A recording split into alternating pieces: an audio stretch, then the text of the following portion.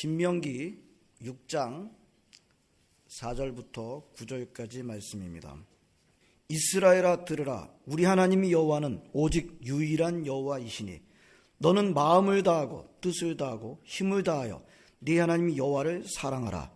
오늘 내가 네게 명하는 이 말씀을 너는 마음에 새기고 네 자녀에게 부지런히 가르치며 집에 앉았을 때든지 길을 갈 때든지 누워 있을 때든지 일어날 때든지 너는 이 말씀을 강론할 것이며 너는 또 그것은 네 손목에 매어 기호를 삼으며 네 미간에 붙여 표로 삼고 또 네 집 문설주와 바깥문에 기록할지니라. 아멘. 할렐루야. 네. 할렐루야라는 말은 할렐루라는 말과 야라는 말이 합쳐진 합성어죠. 야는 여러분이 알다시피 이제 야훼, 지금까지 여호와 약자이고, 할렐루는 당신들은 찬양하십시오 또는 너는 찬양하라.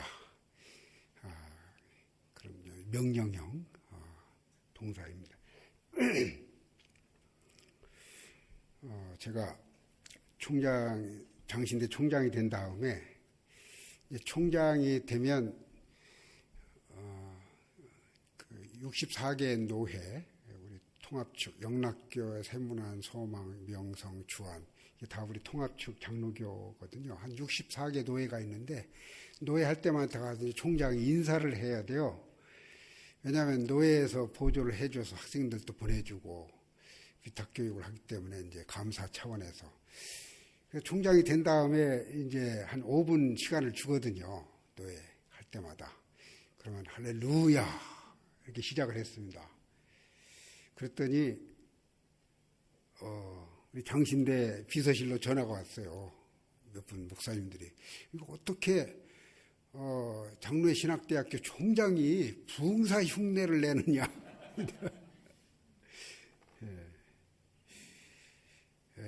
그래서 제가 국민일보에 여러분 할렐루야 한마디의 위력 이런 식으로 글을 한번 썼습니다. 내가 왜 상아탑의 수장으로서 부흥사 흉내라고 하는 그런 욕을 들으면서도 할렐루야를 외치고 우리는 인사를 많이 하고 축사도 많이 하고 총장이 되면 그런 걸 많이 하더라고요.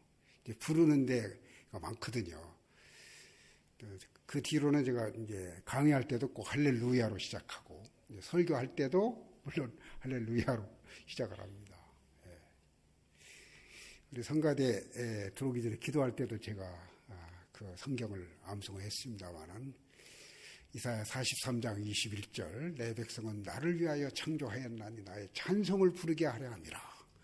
하나님이 여러분과 저를 이 땅에 창조하신 목적이 70년이든 100년이든 이 기간을 주신 목적이 하나님을 찬양하도록, 예배의 핵심은 찬양이거든요. 유대인들의 예배할 때 보면 처음부터 끝까지 찬양입니다. 성경 봉독도 노래 찬양으로 봉독하고 기도도 찬양으로 하고 그것이 이제 그와 같은 그 하나님의 뜻에 부합한 그런 삶을 살도록 하기 위해서 이제 그렇게 찬양을 하는데, 찬양이 여러분과 저의 삶의 목표인데, 그러니까 엄격한 의미에서 하나님을 한 번도 찬양하지 않는 사람은 하나님 앞에 쓸모없는 사람이죠.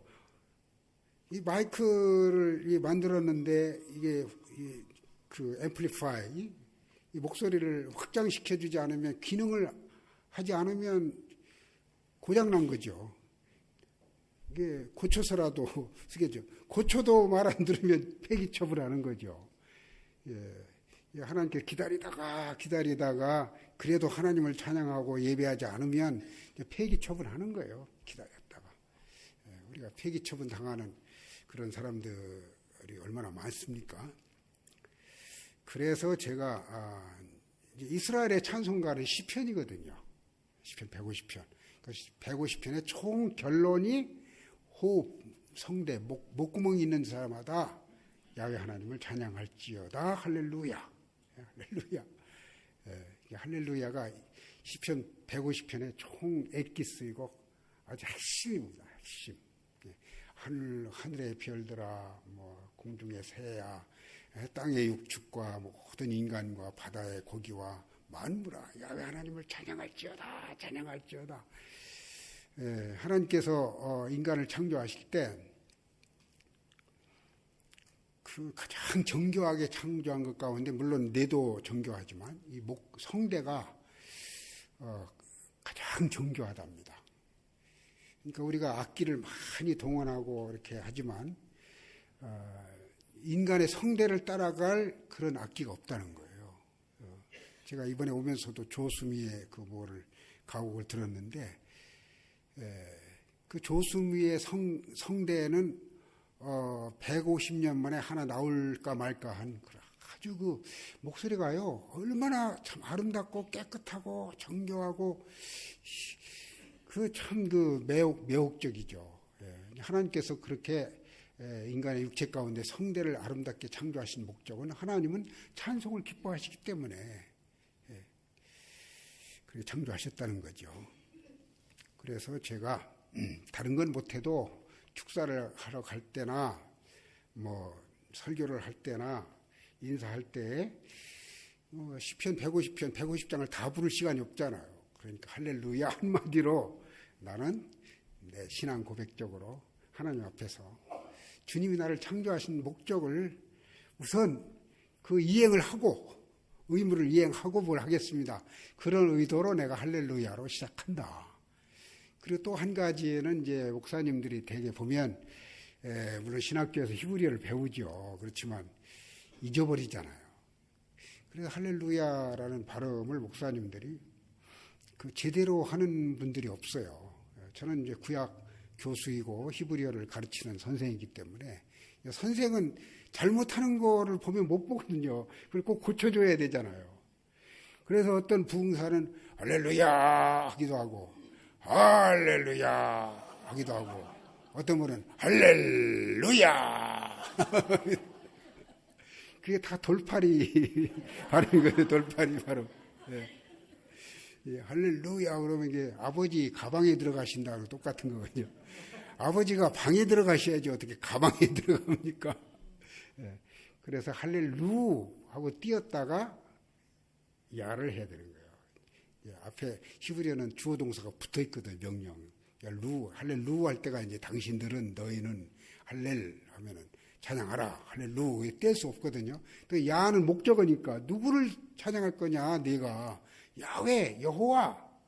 시편에는 야라는 단어가 자주 나와요. 제가 박사학위 논문이 시편인데 이제 시편 소위 이제 명색이 시편 박사인데 그래서 그걸 볼 때마다 참 안쓰러워서 제가 지금은 이제 큰 교회 목사님들이 제가 하도 이런 그 얘기를 자주 하니까 일부러 나는 할렐루야 한마디라도 정확하게 발음한다라는 의미로 어떤 분 할렐루야 하는 사람도 있고 이게 루를 높이는 할렐루야 액센트가 있거든요. 루에 할렐루야 이게 이제 할렐루야 할렐루야 하는 분도 있고 하여튼 일부러 자기 그 어떤 지식을 자랑하는 그런 목사님들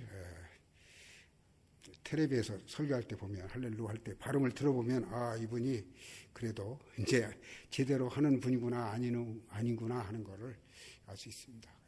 국민일보 그 기사를 읽어보면 그런 두 가지 삶의 목표를 내가 이루어드리기 위해서 또 하나는 뭐 신학교의 뭐 총장이면 모든 목사님들을 가르친 그 최고의 그 말하자면 이제 선생이니까 그거를 앞장서서 내가 신학적인 의도로 고백적으로 그렇게 한다. 하여튼 그 다음부터는 이제 말이 없어요. 말이 없고 일부러라도 할렐루야 이런 식으로 발음하는 목사님들을 누구라고 얘기 안 하고 큰 교회 목사님들 다 그렇게 합니다.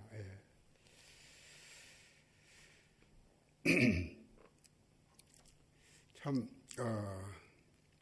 이 시드니 영락교회를 오면서 제가 많은 깨달음을 얻고 감사를 드리고 하나님께서 시드니 영락교회를 참 사랑하신다 하는 그런 것을 체험을 했습니다. 기도를 참 많이 하는 교회인 것 같고, 특별히 성가대의 화음이 잘 맞는 아주 은혜로운 성가대를 갖고 있는, 참 어느 교회든지 이제 성가대가 얼굴이거든요. 성가대에서 은혜를 받으면 예배도 은혜를 받고 그러는데, 성가대가 참 어려운 찬송을 부르는 그런 교회인 것 같습니다. 제가 이번에 시든 영락교회 기도를 많이 하는 교회다 하는 거를 이제 여러 가지 체험을 했는데, 그러니까 어쩌녁이죠? 어쩌녁에 저녁 6시 18분 그 칼기 121기로 이제 인천을 떠나게 돼 있는데, 너무 내가 이제 조심을 한다고 할까 집중을 하다 보니까 3시간 먼저 공항에 도착을 해요. 3시간에 6시 18분인데 한 3시 한 15분쯤 도착한 것 같아요. 근데 너무 길다 보니까 그 게이트 6로 나오잖아요. 6번 출구로 이렇게 나오는데, 그 의자에 앉아 잠들었어요. 잠들었는데. 예. 근데 이제 중간중간에 깨었을 거 아닙니까? 뭐 20분마다, 30분마다 깨었는데, 계속 연착이라고 할까 했던 6시, 원래 5시 50분에 탑승하게 돼 있거든요. 5시 50분 돼도 6시 돼도 탑승 안 하더라고요. 그래서 잠들어 버렸어요. 잠들어 버렸, 의자에 앉아서. 제가 미국에서 15시간 비행기 타고 한국 와서 또 이렇게 화요일 날 한국에 도착해서 지금 목요일 날 왔으니까 약간 육체적으로 피곤하죠. 벌떡 깨보니까 사람들이 하나도 없는 거예요. 이야, 이게 큰일 난 거죠. 비행기 놓치면. 다 나가버린 거예요. 황급히 가서 보니까 다 나가고 이제 문을 닫으려는 찰나예요. 야, 역시 시드니 영락교회 기도를 많이 한가 보다. 하나님 은혜로 제가 그 비행기를 놓치지 않은 거예요. 그렇잖아요. 그 한 5분만 더 모르죠. 뭐 확성기로 제 이름을 부르면 찾았을지도 모르지만 하여튼 그런 상황이고, 야, 정말 하나님께서 그렇잖아요. 그 비행기 놓쳤으면 오늘 저녁에 설교 못할 수 있잖아요. 참 기도를 많이 하신가 보다. 하나님 은혜로. 이제 나이가 드니까 이제 기억력이 좀 그렇고, 이게 또 그런 잠이 들었을 때 이제 잠을 잘 자게 되고, 이제 누우면 저는 눈만 감으면 잠이 오거든요. 하여튼 그런 거는 어떤 사람은 잠이 안 와서 힘들다고 그러는데, 저는 눈만 감으면 언제나 잘 수 있습니다. 그리고 또 이제 한국에 와서, 미국에 바빠가지고 이제 이발할 시간이, 머리가 있냐 이렇게 장발처럼 옛날에 장발 시대가 있었는데 한국에 와서 이발을 하는데, 그 명일동 근처에서 이발을 하는데 미용실에 갔어요. 그랬더니 제가 본래 그 명일동에 살다가 우리 누나가 이제 덕소로 이사하면서, 제가 이제 덕소에 우리 누나하고 매형하고 사는데 방이 하나 있어서 거기에 이제 기거를 하는데, 이제 명성께 볼 일이 있어서 나왔다가 이제 이발을 하려고 그러는데 이발소 마땅한 데가 없어서 물어보니까 저기 미용실 하나 있다. 커트를 해주는데 예쁜 여자가 이제 이발을 해주는데, 물론 뭐 우리 안사람만큼 이쁘지는 않지만 하여튼 또 젖세의 미녀는 아니지만 그래도 예쁘장한 그 아가씨는 아니고, 하여튼 그 젊은 여자가 하는데 아주 친절하게 잘하더라고요. 젖세의 미녀라는 말이 무슨 뜻인지 알죠? 성가대 앉은 분들을 보니까 다 젖세의 미녀. 절에 가서 새 들어 사는 미친 여자. 누가 그러더라고요. 이게 뭐 새 들어 살면 살았지 왜 절에 가서 새 들어 삽니까? 그런 여자가 미친 여자지.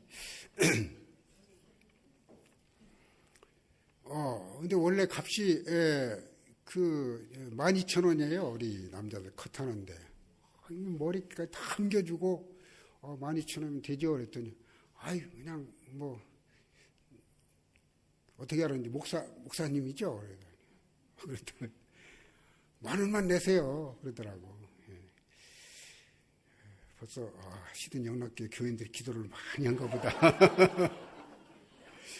하나님께서 좋은 사람들을 만나게 해주셔서 머리도 디스카운트해서 자르게 해주시고 그게 또 몇 가지 있지만 시간이 없으니까 하나님이 참 이 오는 길을 이렇게 안내를 해주셨습니다.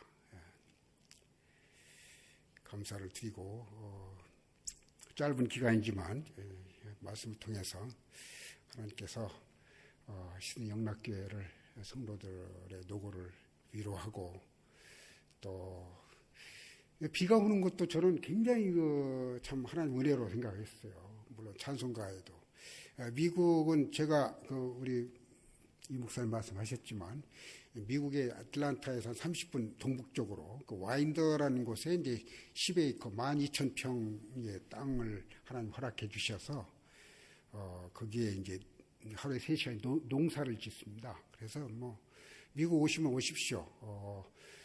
뭐 오이, 호박, 참외, 뭐 토마토 다 심었어요. 근데 문제는 비가 한 달 반 동안 안 왔어. 비가 안 오면 뭔지 알죠. 다 말라 죽는 거예요. 우물이 있는데 우물을 다 5년 동안 사용하지 않아 가지고 수돗물을 쓸 수는 없잖아요. 근데 여기 오니까 참 이렇게 비가 오니까 얼마나 하나님께서 패션 오브 크라이스트라는 영화에 빗방울이 한번 떨어지죠. 예수님 십자가 운명하신 다음에 한 5촌가 6촌가 잠잠해지잖아요. 그러다가 빗방울이 탁 떨어지면서 이렇게 그 장면이 이제 멜 깁슨이라는 그 감독이 일부 각본에 없는 걸 넣었다고 그러잖아요. 하나님께서 예수님의 인류를 위한 사랑, 고난 그걸 보시고 하나님이 흘린 눈물이다. 아까도 얘기했지만 그 영화를 보면 이번에도 오면서 히말라야도 봤고 또 이제 미러클 프롬 헤븐 그대로 음역했더라고요. 하늘로부터의 기적. 그 여러분 꼭 아마 목사님 이제 보여줄 거예요. 참 눈물을 많이 흘리는 그런 영화였습니다. 이 눈물은 좋은 겁니다. 이제 하나님께서 이 시든 영락교회를 사랑하셔서 얼마나 사랑하니 나는 이렇게 사랑한다 하면서 비를 이렇게 내주시는 게 아닌가. 그런 물론 아전인수겠죠.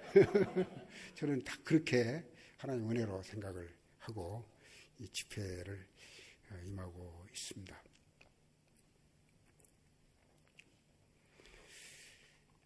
오늘의 본문 신명기 6장 4절 9절은 제가 지난번에 왔을 때도 이 부분을 설교를 한 것 같습니다. 그때는 뭐 한 20분 잠깐 해야 되니까 다 얘기를 못했고 이번에 이제 좀 풀 버전으로 말씀을 드리기 위해서 이 첫날 본문으로 선택을 했습니다. 저는 좀 성격적으로 결벽이 있는데 그 결벽증이라고 할까 그 완벽주의 뭐든지 시작하면 끝을 안 보면은 무언가 좀 깨름직해요. 아주 끝장을 내야 돼 뭐든지. 그게 하나님께서 또 좋게 본 부분이 아닌가.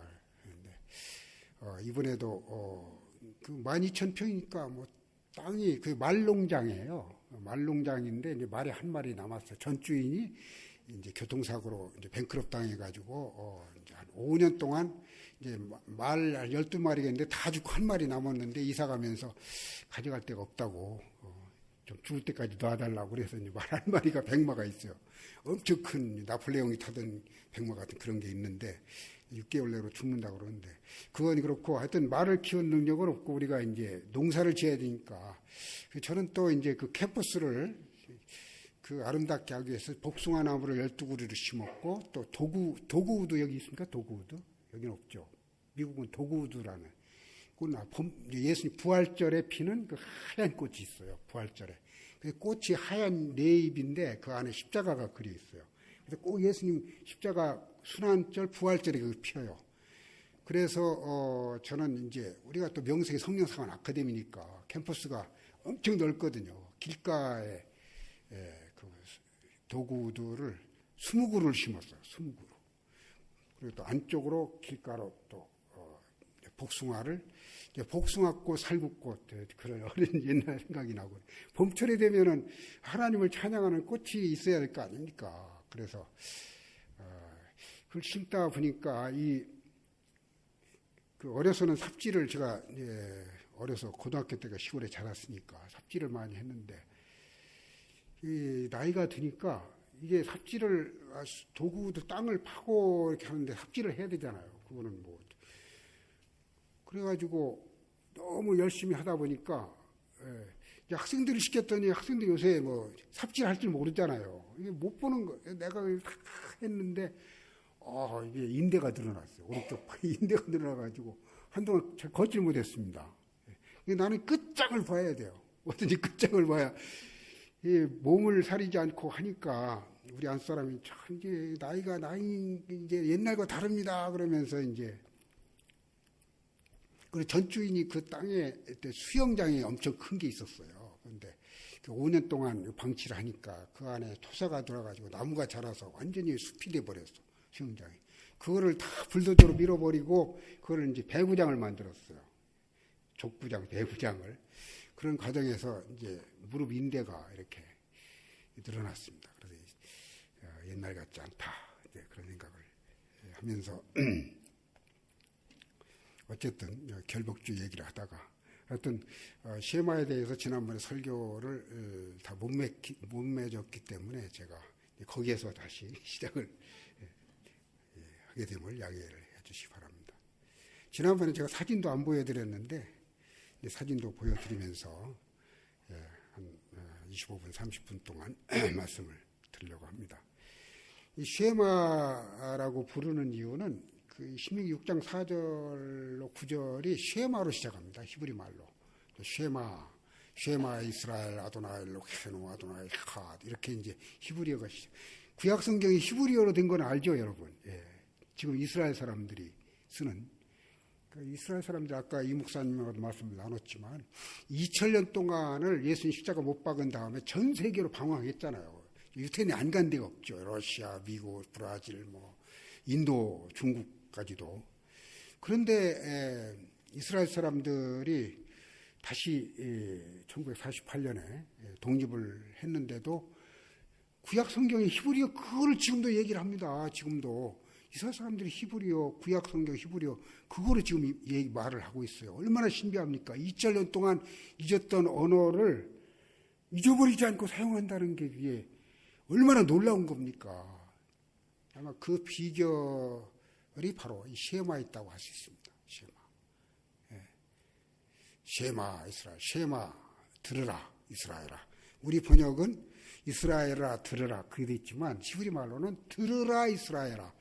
이거는 이제 우리가 번역할 때 이제 한국 정서에 맞게 번역한 거죠. 우리는 밥 먹어라 영시가 그러지 않잖아요. 영시가 밥 먹어라. 그게 이제 우리의 말투니까 우리 번역할 때도 이스라엘아 들으라 한 거지. 그러나 실제로 히브리 성경은 쉐마 이스라엘, 들으라 이스라엘아 그렇게 돼 있어요. 그래서 쉐마라는 들으라로 시작하니까 신명기 6장 4절로 9절을 뭐라고 부른다고요? 쉐마라고 부릅니다. 쉐마야말로 오늘의 유대인을 있게 한, 유대인으로 하여금 유대인 되게 한 그런 아주 가장 중요한 요절입니다. 신명기 6장 4절 9절은 유태인들이 못 외우는 건 유태인이 아니에요. 왜냐하면 어려서 대체로 4살 되면 이제 말을 시작하잖아요. 3살, 4살. 그러면 제일 먼저 외우게 하는 것이 쉐마입니다. 네. 쉐마를 못 외우는 거는 그거는 뭔가 좀 이스라엘이 아니라고 할 수 있죠. 이스라엘 사람이면 누구나 이건 의무적으로 외우게 되어 있습니다. 그리고 오늘 본문에도 있는 것처럼 이스라엘에 가면 여러분 확인해 보십시오. 갔다 온 분이라도 기억해 보십시오. 모든 문설주마다 이 쉐마가 붙어 있습니다. 예. 그 사진 1에서 8까지를 보여주시면 그게 이제 저게 호텔 문이거든요. 제가 묵었던 호텔 문인데 410호 이스라엘에 저런 저걸 메주자라고 그래요. 메주자는 문설주라는 뜻인데 문설주에 저게 붙어 있어요. 저 안에 이제 떼면은 그 홈이 파져 있고 그 안에 이 조그만 종이가 들어있어요. 거기에 깨알같이 신명기 6장 4절로 9절을 히브리어를 써서 말아서 넣어있습니다. 그래서 집에 들어갈 때 이렇게 입 맞추고 나올 때 입 맞추고 또 아침에 일어나서 쉐마 외우고 잘 때 외우고 그리고 죽을 때도 우리는 뭐 시편 23편을 외울지 모르죠. 하나님 나의 목자시니 사망의 음침한 골짜기를 할지라도 그렇지만 유태인은 쉐마를 외우고 죽게 되어 있습니다. 그러니까 쉐마는 머리에 꽉 차 있어요. 예수님도 외웠죠. 어떤 율법사가 와서 율법 구약 가운데 가장 중요한 규절이 뭡니까? 그러니까 성경을 읽었지 않느냐? 어떻게 읽었느냐? 그러니까 첫째는 이것이니 너는 마음을 다하고 성품을 다하고 힘을 다해 내 하나님 여호와를 사랑하라. 이거 첫째 되는 계명이요. 둘째도 그와 같은데 이것을 예수님도 그렇게 그 율법사하고 대화를 나누는 거 보면은 외웠다고 볼 수가 있습니다. 실제로 1차 대전 때 히틀러가 유태인들을 학살했지 않습니까? 유태인들이 어린아이들이 다 이제 가스실로 얼마 전에 그 엘리 위젤 그 노벨 문학상 받은 유태인 돌아가셨죠. 미국에서는 아주 그 대대적으로 뉴스로 보도하더라고요. 엘리 위젤 인터넷 쳐보면 나올 거예요. 그 유태인인데 그 독일 히틀러 당시에 그 10몇 살 때 가스실로 갈 13살인가? 그때 그 살아남았어요. 살아남아서 러시아에 가서 그 글을 써서 아주 그 노벨 문학상을 받은 사람이죠. 그래서 히틀러가 이제 유태인들을 그때 뭐 얼마나 많은 600만을 죽였으니까 그 가운데 뭐 수백만이 수십만이 이제 아이들인데 그 유태인들이 그 자기 아이들을 살리기 위해서 이제 고아원에 이제 애들을 맡기는 거예요. 그러니까 이제 캐톨릭이 운영하는 로만 캐톨릭이 운영 고아원에 자기 애들을 맡기는 거예요. 그래서 그 폴란드의 크라코 수도원에 그게 100명의 유태인 아이들이 수용이 돼 있었습니다. 근데 이제 히틀러가 죽고 이제 그 독일이 망하면서 이제 유태인들이 자기 애들을 찾아가야 될 거 아닙니까? 근데 그때는 애들이 다 이제 성장한 몇 년 지났으니까 성장한 상황에서 이제 애들을 찾아가야 되는데 그 유대인 랍비가 엘리에셀 실버라는 랍비가 크라코 수도원에 찾아가서 휴고 신부한테 여기에 유대인 애들이 100명이 맡겨져 있는데 이 아이들을 내가 찾아가야 되겠습니다. 그러니까 신부가 어떻게 걔들 다 히브리 말도 잊어버렸고 뭐 이제 유태인들은 서양 사람하고 얼굴 비슷하잖아요. 어떻게 구분을 찾아납니까? 걱정하지 마십시오. 내가 5분 안으로 유대인 아이들을 찾을 수 있습니다. 그러면 그게 어떻게 가능합니까? 보십시오. 강당에 고아원 애들을 다 모아놓고 이게 앞에 나가서 이제 엘리에셀 랍비가 제일 어떻게 하겠습니까? 눈물을 흘리면서 쉐마 이스라엘 아도나이 엘로헤inu 아도나이 אחד 쉐마를 외운 거예요. 그러니까 유대인 아이들이 들어보던 소리거든요. 엄마와 헤어질 때 외운 쉐마예요. 다 같이 우는 거예요. 쟤들이 유대인입니다. 그 자리에서 100명을 찾아갔다는 그런 얘기가 있습니다. 유태인들은 만날 때, 헤어질 때, 잠잘 때, 깨어나서 학교 갈 때 언제나 쉐마를 외우기 때문에 그렇게 쉐마가 소중한 겁니다. 유대인들이 지금도 세계의 경제와 정치와 지식 세계를 지배하는 그 비결이 뭐냐고 묻는다면 보겠습니까? 바로 쉐마를 외우는 문제. 쉐마를 외울 뿐만 아니라 쉐마의 의미를 알고 쉐마에 나타난 하나님 뜻을 순종하는 민족이기 때문에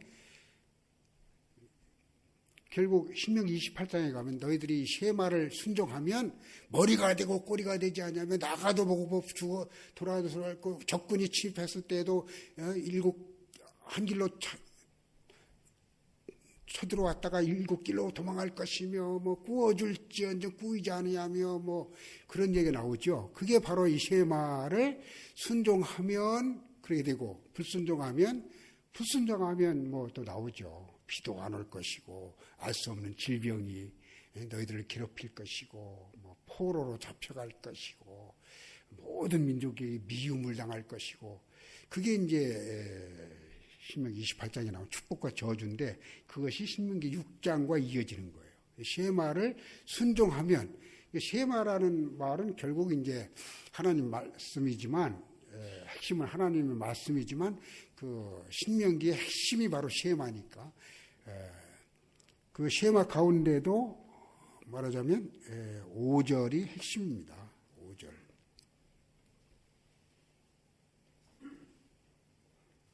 오절이 어떻게 됩니까? 너는 마음을 다하고 뜻을 다하고 힘을 다하되 하며 마음을 다하고 옛날 번역에는 성품을 다하고 힘을 다하여. 그러니까 네페시라는 히브리 말은 이제 영어로 soul인데 이게 이제 soul 혼이거든요. 혼. 그래서 이게 성품이 될 수도 있고 캐릭터가 될 수도 있고 뜻도 될 수 있고 여러 가지로 번역할 수 있는 거죠. 그래서 저는 이제 뜻이라는 무엇보다도 이제 성품이 옳지 않을까 아직도 그런 생각을 해요. 이제 번역을 다시 할 때 이제 학자들이 물론 많은 생각을 하고 말을 고치겠지만 그런 생각합니다. 그래서 쉐마의 핵심은 이제 16장 5절인데 5절 가운데도 이제 세 가지 마음, 뜻, 힘. 마음은 이제 레바브, 뜻은 이제 네페시, 힘은 모드, 파워. 세 가지인데 언제나 이제 세 가지로 나오면 가장 중요한 것은 이제 제일 앞에 나오는 거죠. 어떤 때는 제일 끝에 나오는 것이 강조될 수 있어요. 십계명 같은 경우는 시리즈가 나오면 이제 제1계명이 제일 소중하잖아요. 1계명. 내 앞에 다른 신을 두지 말라. 하나님을 믿는 것이 첫 번째지. 그러면 그 다음에 우상도 만들지 않고 부모도 순종하게. 그게 이제 첫 번째가 첫 단추가 소중한 거잖아요. 그와 마찬가지로 마음과 뜻과 힘 하면은 이 세 가지 가운데 물론 이제 그걸 다 해서 해야 되지만 마음을 다하면 뜻도 다하게 되고 힘도 다하게 된다 그 말이죠. 근데 마음이라는 단어가 히브리 말로는 이제 레바브, 영어로는 heart, 심장이죠. 우리 배울 때는 염통으로 배웠어요. 염통, 소금통. 피의 핵심이 이제 소금이라는 그런 말이 있죠. 소금은 뭐 우리 인간의 생명과 직결된 것이고, 하여튼 이제 이 쉐마의 핵심 내용은 6장 5절이고 그 6장 5절 가운데도 또 핵심은 엑기스는 마음. 마음을 다하여 하나님을 사랑하는 거거든요. 마음을 다하여. 그것이 이제 하나님이 원하시는 소원이다. 하나님이 원하시는 소원. 제가 아까 찬송을 강조했습니다만 찬송이 사실 우리의 마음을 드리는 거거든요. 마음. 예.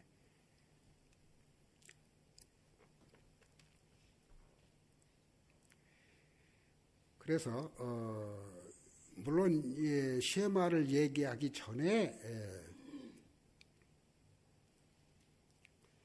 4장부터 보면은 보통 4장 32절부터 쭉 보면은 이제 하나님께서 왜 이런 명령을 하시는지 그 동기가 나옵니다. 내가 너희들에게 마음을 줬지 않느냐. 난 너희들의 심장을 주었다. 마치 예수 십자가에 달리셔서 다 주었다. 내가 안 준 게 생명까지 너희들에게 주었다. 하나님의 사랑. 하나님은 사랑이시잖아요. 요한일서 4장 8절 16절에 하나님은 사랑이시라. 하나님은 사랑이시라. 하나님 사랑이시기 때문에 사랑의 핵심이 뭐예요? 사람의 핵심은 마음이죠.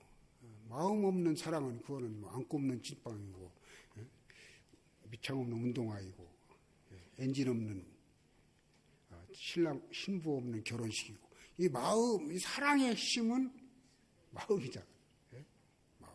하나님은 인격자이시기 때문에 또 하나님은 사랑이시기 때문에 사랑의 대상으로 인간을 창조할 수밖에 없는 거예요. 그래서 하나님이 인간을 창조할 때 가장 그 모든 뭐 피조물 가운데서도 가장 하나님의 사랑을 이해할 수 있고 사랑으로 커뮤니케이트할 수, 사랑을 주고받을 수 있는 대상으로 인간을 창조했는 하나님의 형상. 하나님 사랑할 때는 서로 비슷해야 사랑하게 돼. 이해를 할 수 있잖아요. 사람이 사람을 사랑할 수 있지. 미국에 가면 개하고 사는 여자들이 많습니다. 개, 큰 많은 개하고. 어떻게 인간이 개 사랑할 수 있습니까? 개가 어떻게 사랑을 응답할 수 있습니까? 비슷해야 되잖아요. 하나님은 사랑이신데 사랑은 또 주고받는 거잖아요. 사랑은 일방적으로 하는 거는 그런 짝사랑이라고 하는데 이 짝사랑은 사랑이 아닙니다. 하나님은 사랑이시기 때문에 사랑할 수 있는 대상으로 인간을 창조하셨는데 그것이 하나님의 형상이다. 하나님처럼 생각하고 하나님처럼 느끼고 그럴 대상으로 그러니까 신묘막측하게 인간은 사실은 하나님입니다. 하나님은 신입니다. 인간은 신입니다. 신으로 창조한 거예요. 그래서 나중에 영원히 천사보다도 더 오래 살 수 있는 영원히 하나님과 살 수 있는 대상으로 인간을 만든 거죠. 그 하나님이 이스라엘을 구원해놓고 다 주어놓고 가장 좋은 걸 준 다음에 내가 너희들에게 마음을 이렇게 줬잖느냐. 그 마음을 나에게도 좀 응답을 해라.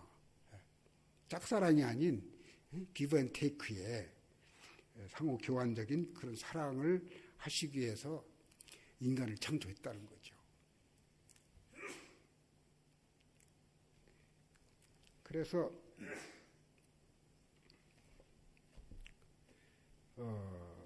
이제 이스라엘은 이제 쉐마를 그렇게 이해를 하는 겁니다. 하나님은 우리를 이렇게 사랑하시고 뭐 이스라엘이야 인류 역사상 하나님께 가장 큰 사랑을 받은 민족이죠. 이스라엘보다 하나님의 사랑을 더 많이 진하게 그렇게 받은 민족이 어디 있습니까?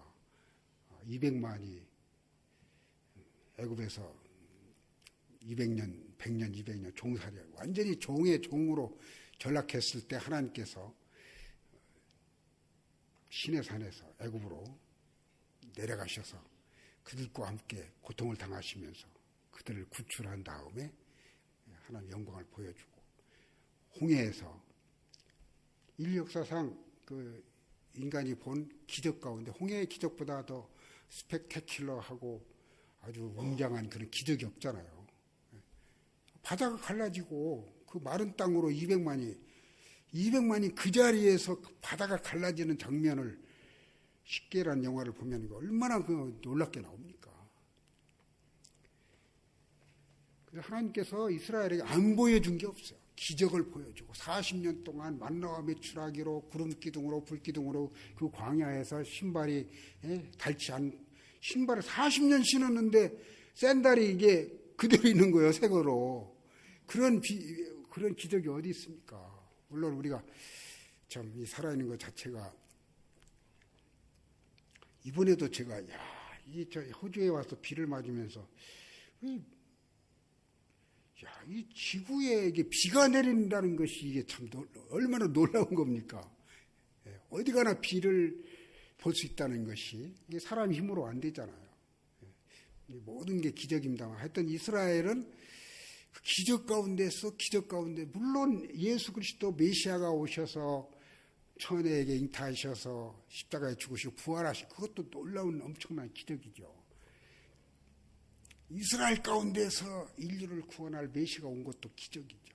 그러니까 이스라엘은 하나님께서 모든 사랑을 쏟아부으신 그런 사랑의 대상입니다. 그러니까 신명기 4장부터 모세가 하나님께 너희들에게 이렇게 사랑했으니까 우리도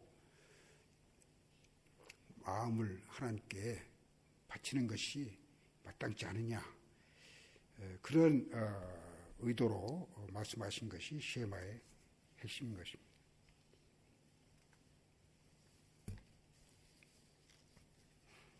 제가 지난번에 설교할 때 그 예언한 것 같은데, 제가 짝사랑을 많이 했다는 얘기를 했죠. 그때 없었던 분들이 있으니까 다시 한번 반복을.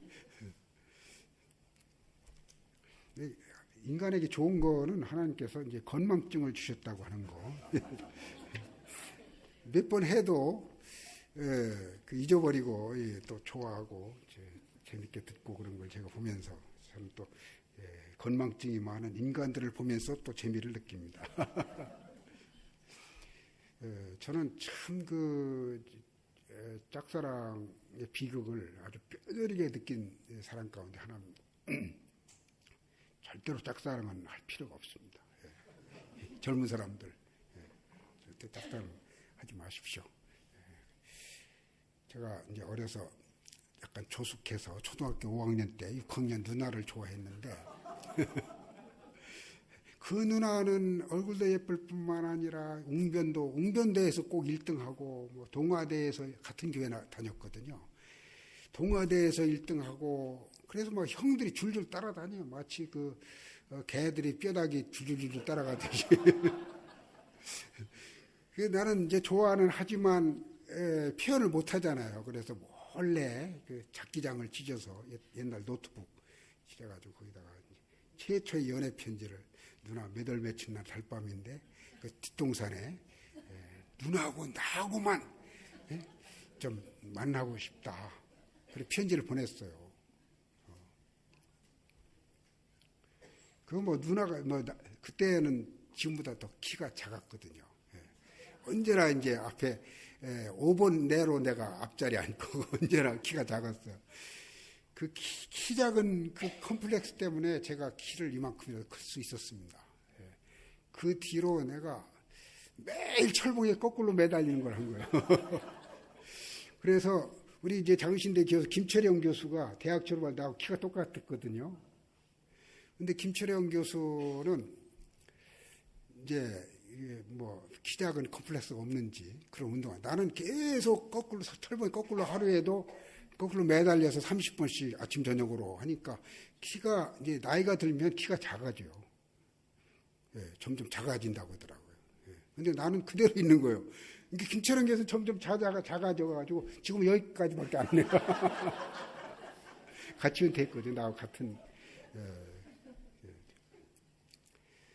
그래서 이제 그게 또 이제 짝사랑의 시련 가운데 얻은 열매라면 열매가 했던 키가 작으니까 언제나 저는 이제 5 여자를 좋아했는데 다 키 큰 여자였어요.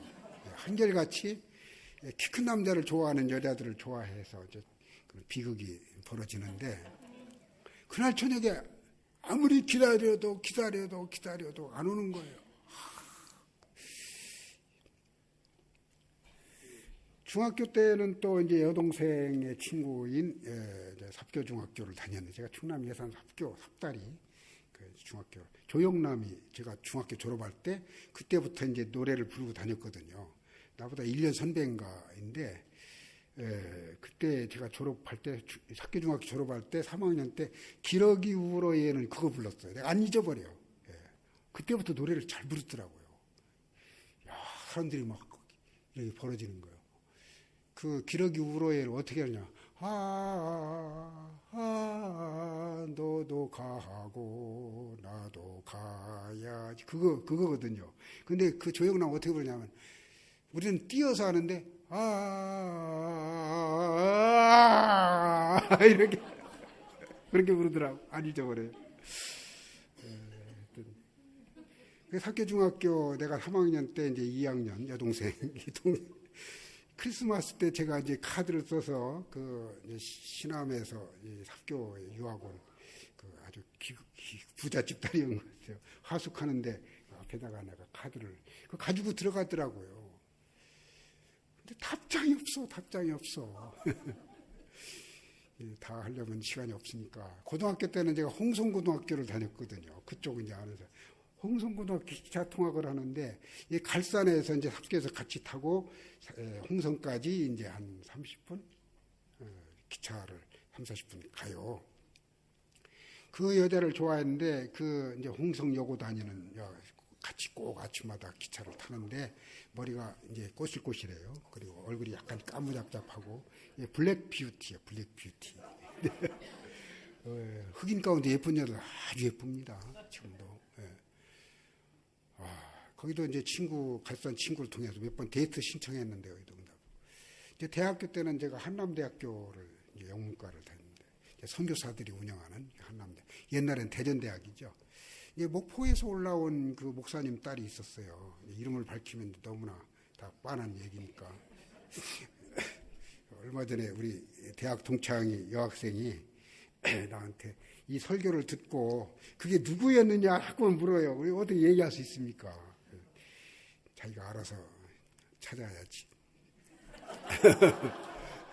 목포에서 올라온 목사님 딸이 있었는데 정말 예뻐요. 정말 예뻐요.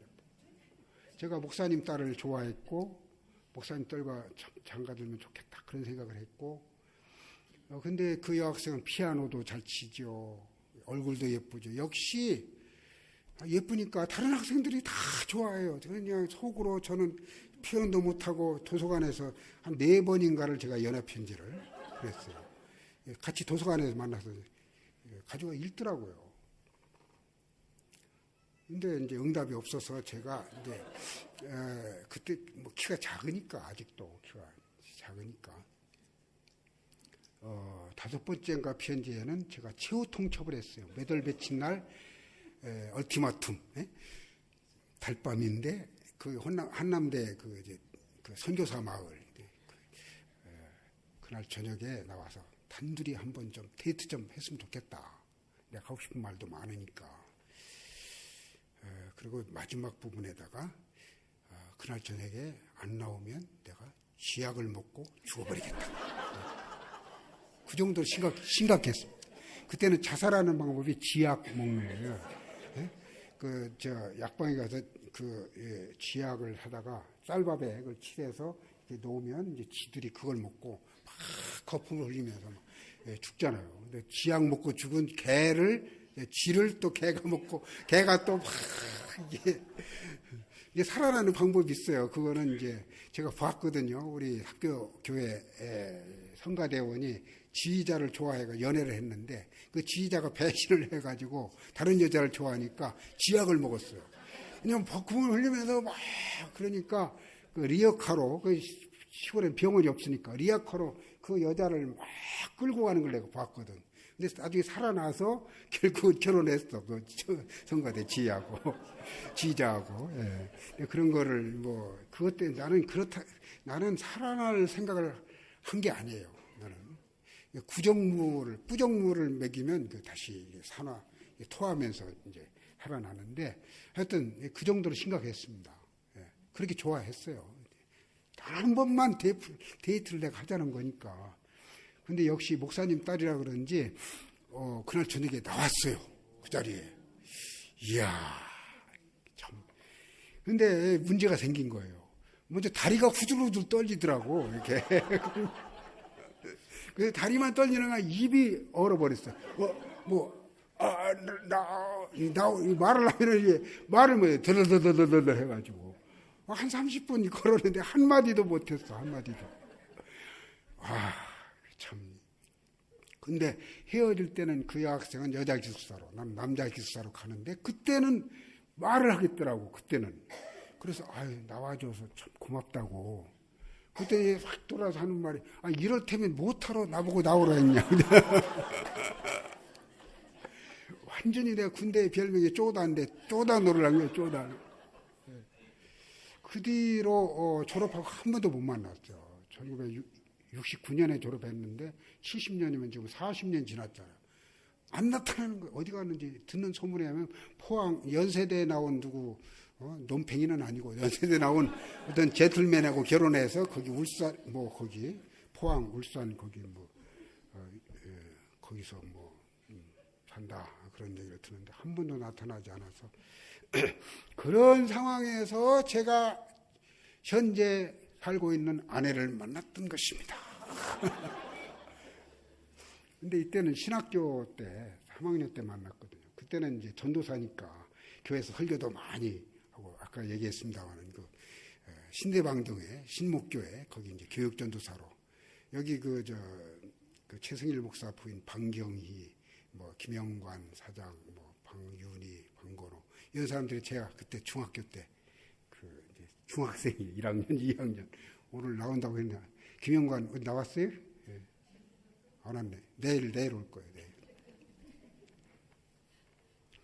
그러니까 중등부 고등부 이제 설교를 하니까 그때는 이제 조금 이 말이 이게 숙기가 있는 거예요. 그때는 말 떨리지도 않고 우리 안 사람한테 이제 만나자마자 제가 너무 예쁘고 절세의 미녀이고 백설공주 같고 백설공주는 또 왜 백설공주라냐? 백성이 서설기는 공포의 주둥아리. 백성이 서설기는 공포의 주둥아리. 정말 우리 안사는 그렇게 예뻤어요. 근데 프로포즈를 했더니 I love you 했더니 me too 하면서 눈이 맞은 거예요. 그게 사랑은 이루 말할 수 없습니다. 그 행복은 이루 말할 수 없습니다. 결혼하는 사람들 빨리 하십시오. 참 결혼의 행복이 참 인간이 느끼는 행복의 절정인 것 같습니다. 그 이상의 행복이 없습니다. 하나님도 제 한 사람에게 내 마음을 주니까요. 안 주는 게 없어요. 다 주는 거예요. 일생을 맡기는 거예요. 그 행복은 이루 말할 수 없습니다. 딸 셋까지 낳아주고 우리 한 사람을 사랑하는 생각하면 눈물이 나요. 이번에도 오면서 비행기 안에서 어떤 애를 아는 30대인가 여자가 애가 막 계속 우니까 옆에 여행사 사장이 옆에 앉아있다. 저건 가정교육 잘못해서 그래. 그러면서 애가 물음을 굳히게 해야지 왜 애 잘못 교육해서 그렇다는 거예요. 애가 계속 우니까 어떤 애들은 비행기 타자마자 울기 시작하잖아요. 막 앉지 못하고 엄마가 이런 우리 안사람을 생각한 거예요. 딸 셋을 키우면서 나를 사랑해서 저렇게 애를 낳아가지고 고생을 하는구나. 눈물이 나더라고요. 우리 안사람을 생각하면 눈물이 나요. 하나님도 이런 사랑을 원하신다 그 말이에요. 주고받는 사랑. 역대하 16장 9절에 야외 여호와이는 온 땅을 두루 감찰하사 전심으로 마음을 레바브를 바치는 한 사람을 찾으면 그 사람에게 사랑을 더 쏟아붓는다. 그런 표현이 나오는데 사실 이스라엘 역사를 읽어보면 이상하게도 그렇게 사랑을 받은 민족인데 그렇게 응답할 줄 몰라요. 하나님 사랑을 이해를 못하는 거예요. 오직 여호와의 심장을 흔든 여호와의 마음에 심장에 맞는 단 한 사람이 나오죠. 누구예요? 다윗. 이새의 아들 다윗을 만나니 내 마음 레바브에 착 맞는 사람입니다. 그래서 다윗의 타이틀은 이제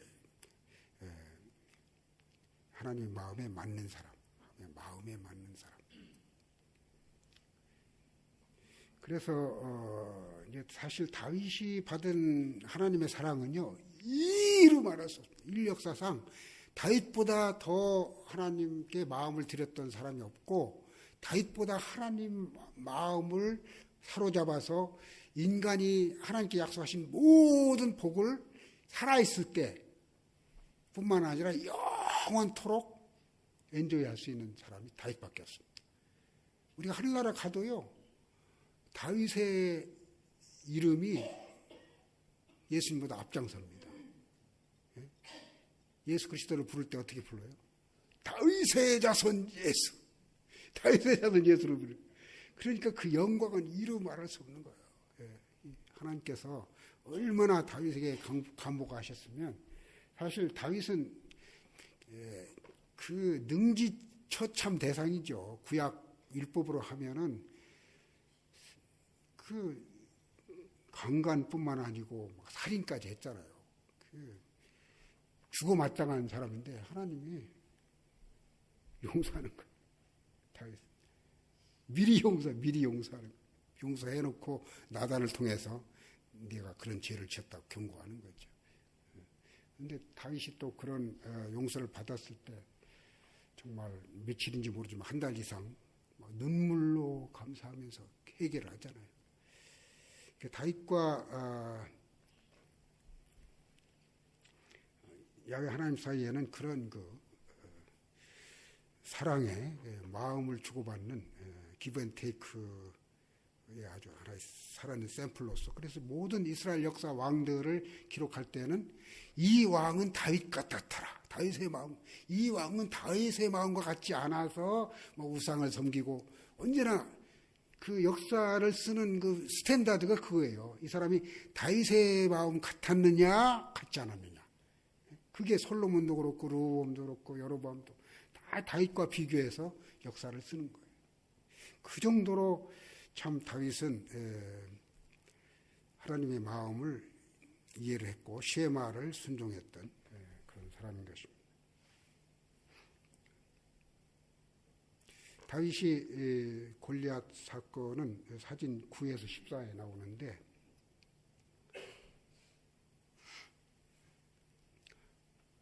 아까 8개는 다 보셨죠? 그 문설주뿐만 아니고 이마에도 붙이고 여기에도 붙이고 사진.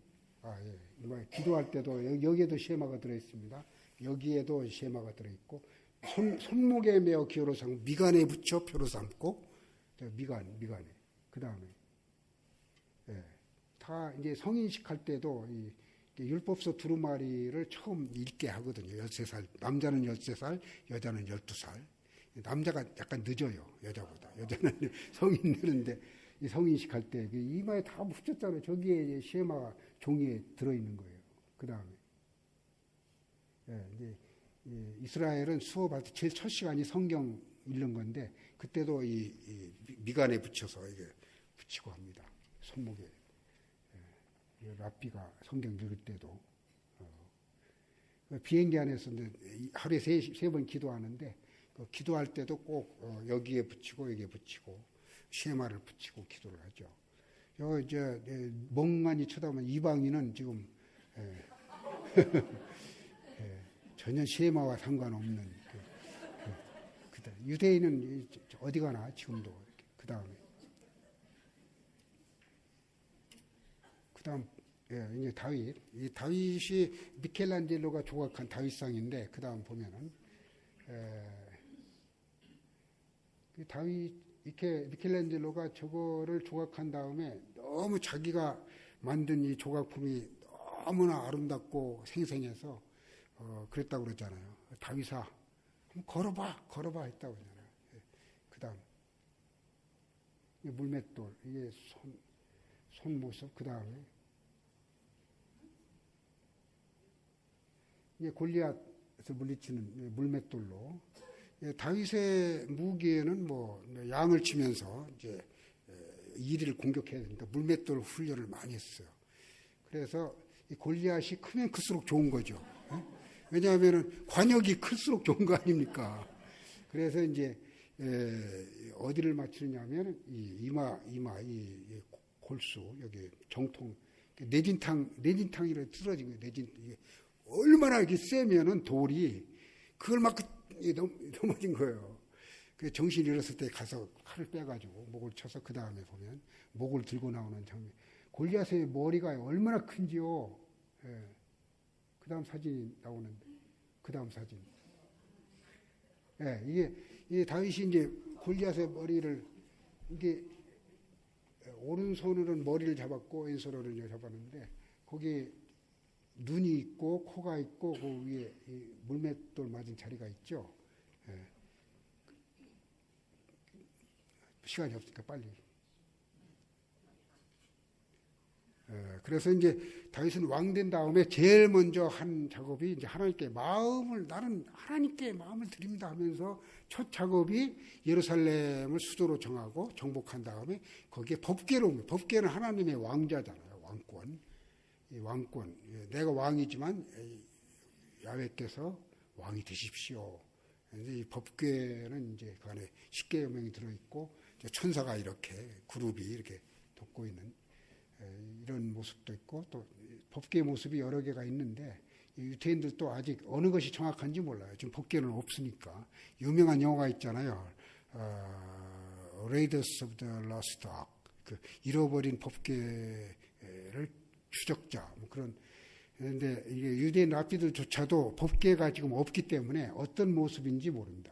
그 다음 저런 모습도 있고.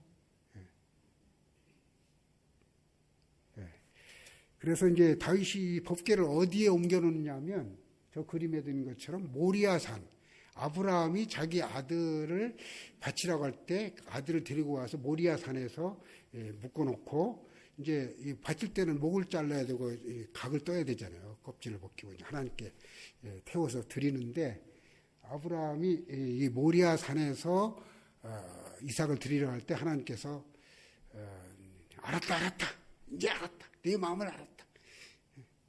그러면서 이제 죽이지 마라. 그런 다음에 아브라함은 그 하나님이 이삭을 죽여도 살릴 걸 믿었어요. 히브리서에 보면 내가 죽여도 내 후손을 통해 하늘의 별처럼 땅의 모래처럼 번창할 것이다. 그 약속을 믿은 거예요. 이삭을 죽으면 이삭이 하나밖에 없는데 이삭을 죽여도 살릴 걸 믿고 저걸 감행한 거예요. 그 자리에 다윗이 법궤를 옮겨놓은 거예요. 왜 그래요? 자기는 아들을 바치는 것처럼 그 이상으로 내가 하나님께 이 법궤를 옮겨놓고 하나님께 내 모든 걸 드립니다 하는 신앙의 고백이고 이제 그 자리에 나중에 솔로몬에게 명령해서 성전을 짓게 합니다. 성전은 하나님이 거하시는 법궤를 옮겨놓는 그런 장소가 되는 거예요. 그래서 다윗이 성전을 짓기 위해서 솔로몬에게 금 3,000달란트와 은 7,000달란트를 비축을 해서 그러니까 나중에 바벨론이 쳐들어와서 예루살렘 성전을 파괴하는 이유가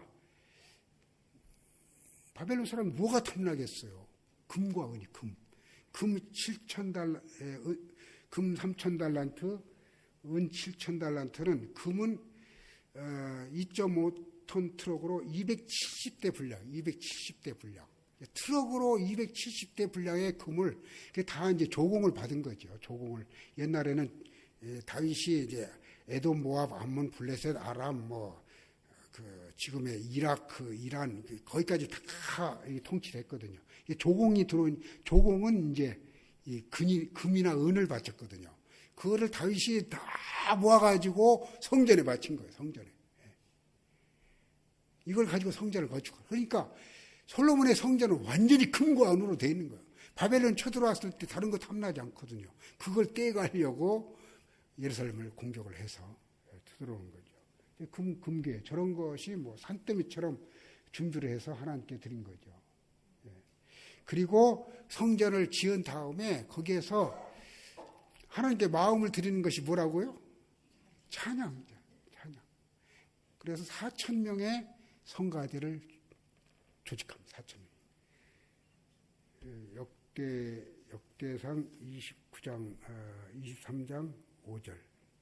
역대상 23장 5절.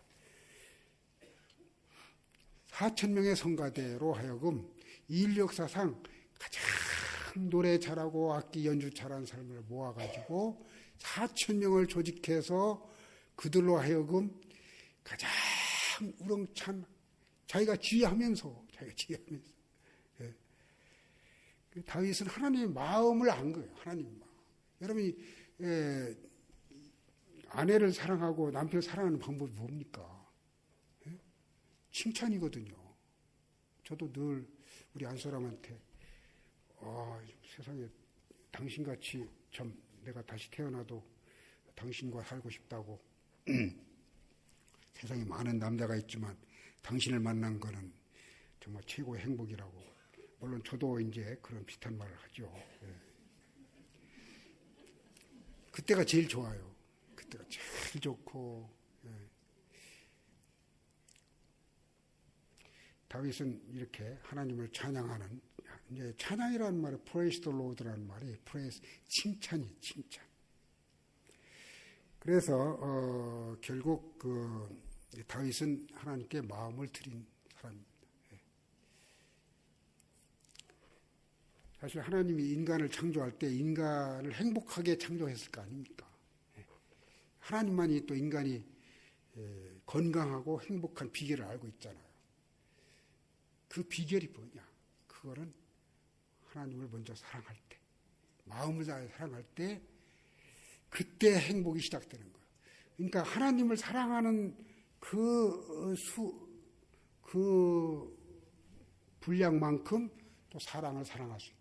하나님을 사랑하지 않고 요한이 써 있는 것처럼 하나님을 사랑하지 않고 사람을 사랑한다는 건 거짓말입니다. 사람을 사랑하는 것이 곧 하나님을 사랑하는 것인데, 하나님을, 이제 사람은 보이는 하나님이잖아요.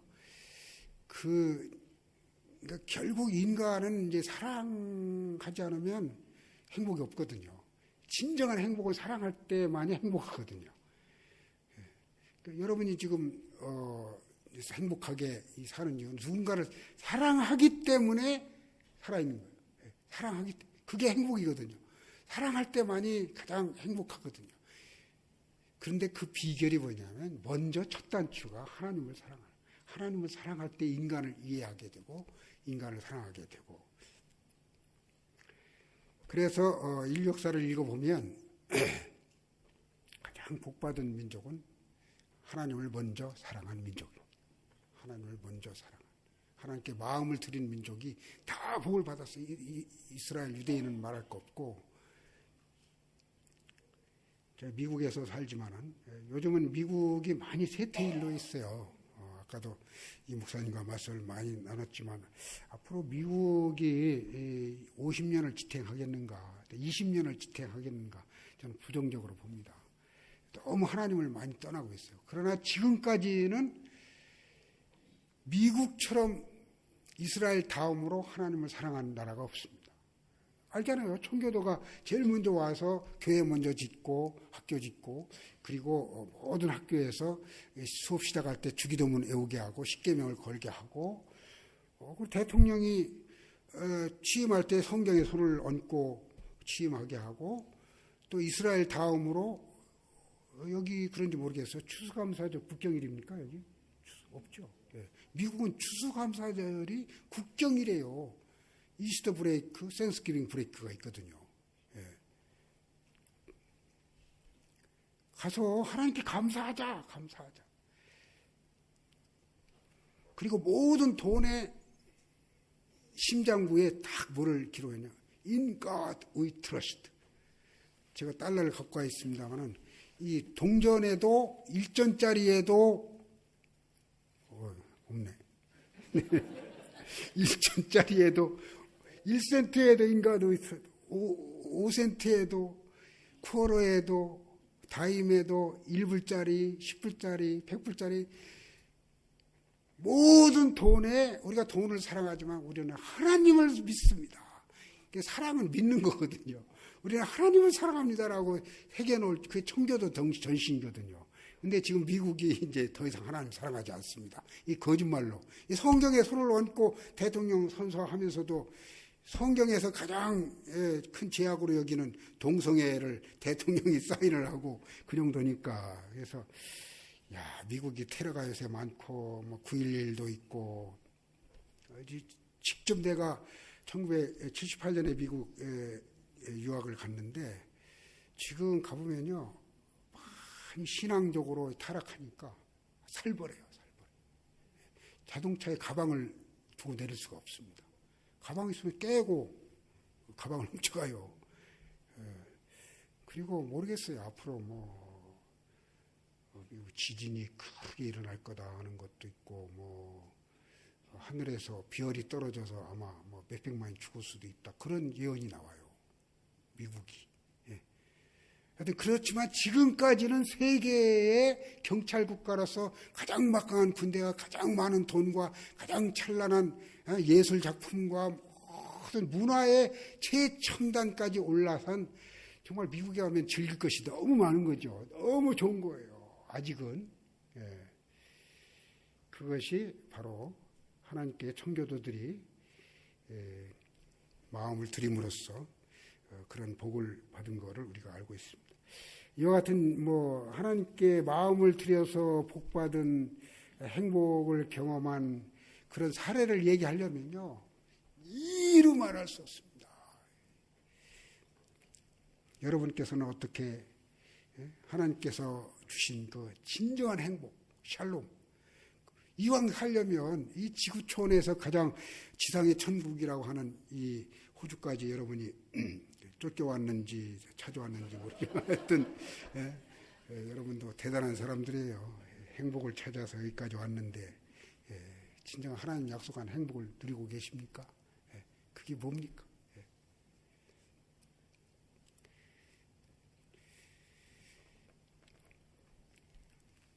유명한 정주영 회장이 빈대 철학 다 알고 계시죠? 정주영 회장의 빈대 철학이 무엇입니까? 그 빈대 철학 때문에 정주영이 미국에 가면요, 요새 차 10대 한 대는 그 현대 그 정도로 이제 현대 회사가 도요다를 앞섰어요. 그 매매가 그 정도로 이제 현대차가 현대 회사가 얼마나 세계를 지배하고 있습니까? 물론 삼성도 지배하지만 그 비결 배후에는 빈대 철학이 있다. 빈대 철학.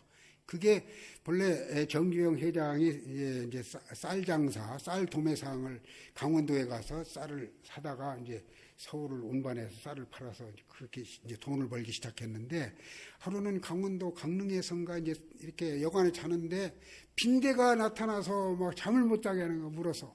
그래 가만히 보면 빈대가 막 침대 다리로 올라와서 막 우는 거예요. 그래서 침대 네 모서리에, 네 기둥에, 다리에다가 양동이로 물을 떠다가 이렇게 받쳐놓은 거예요. 그 위에 이제 침대를 올려놓은 거죠. 이제 빈대들이 오다가 이제 물에 빠져 죽으라고 이렇게 이제 했는데, 이제 안심하고 자는데 1시간 정도 잤는데 또 물기 시작하는 거예요. 그래서 이 눈을 떠서 보니까 빈대가 벽을 타고 올라가서 천장에 정확히 공중 낙하해서 오는 거예요. 이야, 빈대도 철학이 있구나, 철학이. 이 빈대도 하면 된다. 그게 정주영 철학이잖아요. 여러분이 하나님 한번 사랑하기로 마음 먹으면 하면 돼. 그 방법은 이루 말할 수 없는 거예요. 다른 사람들이 주말에 다 이 쉬는 시간에 이렇게 나와서 하나님 말씀 들으려고 하는 것도 물론 하나님 사랑하는 마음을 드리는 방법이겠죠. 성가대, 주일학교 교사, 수양에 가서 얼마나 학생들하고 고생을 많이 합니까? 그런데도 그 나름대로 참 어린이들을 돌보면서 하나님 사랑을 증거한 그것도 하나의 방법일 수 있고, 그 이명박 대통령은 소망교회 다닐 때 주차 안내를 했잖아요. 대통령 될 사람이 이 주차 이 봉을 들고 이렇게, 그것도 그분 나름대로의 하나님을 사랑한 방법일 수 있고, 이왕 사랑할 바에는 정말 마음을 다하여, 마음을 드리면 마음 주면 다 주는 거예요. 한번 마음이 가면 여러분 남녀가 처음 눈빛만 봐도 마음을 주고받는지 딱 알 수 있잖아요. 젊은 사람들을 모르는 것 같은데 우리는 다 알잖아요. 두 사람 눈만 봐도 이 사람의 마음이 오가고 있구나, 딱 알잖아요. 그게 핵심이거든요. 그게 행복이거든요. 그게 정말 희열이거든요. 그게 눈물이고, 그러한 마음을 드리는 그런 삶을 여러분이 시작할 수 있길 바랍니다. 기도하겠습니다. 아버지 하나님, 오늘 또 마음을 바쳐서 하나님을 찬양하고 사랑하기를 바라는 주의 종들이 이렇게 말씀을 듣고 깨달음을 얻었습니다. 다윗처럼, 아브라함처럼, 또 링컨처럼, 예수님처럼, 사도 바울처럼 마음을 온전히 하나님께 드림으로써 이 세상 어떤 사람도 할 수 없던 그런 사랑을 표현함으로써 하나님께서 예비하신 그 모든 복과 행복에 다 참여하는 우리들 될 수 있도록, 이 시드니 영락교회가 될 수 있도록 은혜 베푸실 줄 믿사오며 예수 그리스도 이름으로 기도하옵나이다. 아멘.